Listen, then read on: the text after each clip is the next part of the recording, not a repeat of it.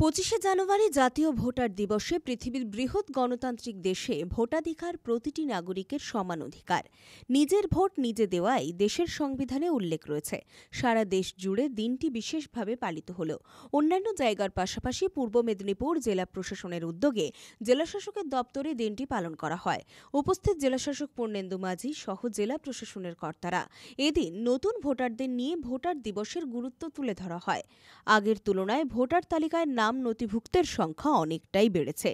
আগামী দিনে যাতে ভোটার সংখ্যা আরও বাড়ানো যায় সেদিকেই লক্ষ্য রাখতে হবে, এমনটাই জানালেন পূর্ব মেদিনীপুরের জেলাশাসক পূর্ণেন্দু মাঝি।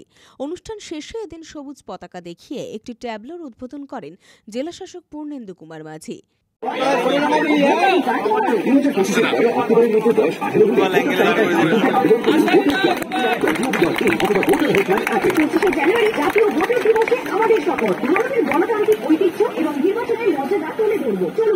প্রথম কথা বলবো যে যারা ভোটার যাদের বয়স হয়েছে 18 বছর 1-1-2025 তারা যেন সবাই ভোটার লিস্টে নাম তোলেন এবং যারা ইতিমধ্যে মারা গিয়েছেন বা স্থানান্তরিত হয়েছেন তাদেরকে আবেদন করছি তাদের নাম আমরা বাড়ি বাড়ি যাচ্ছি সেগুলো ভোটার লিস্টটাকে আমরা এরর ফ্রি করার জন্য এবং সবাইকে একটা বার্তা যে প্রতি বছর এটা আমরা আজকে বলতে গেলে আমাদের ইলেকশন কমিশন যখন যেদিন থেকে হয়েছে নির্বাচন কমিশন আজকে তার বার্থডে, ফলে সেটা আমরা পালন করছি এবং আমাদের ভারতবর্ষের তথা সব জায়গায় গণতন্ত্র রাখতে গেলে ভোটারদের সচেতন হতে হবে, তাদের ভোটাধিকার প্রয়োগ করতে হবে।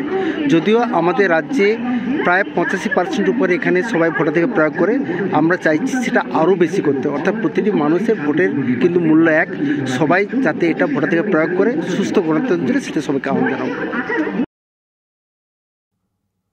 পুলক বেরার রিপোর্ট, খবর BCBS।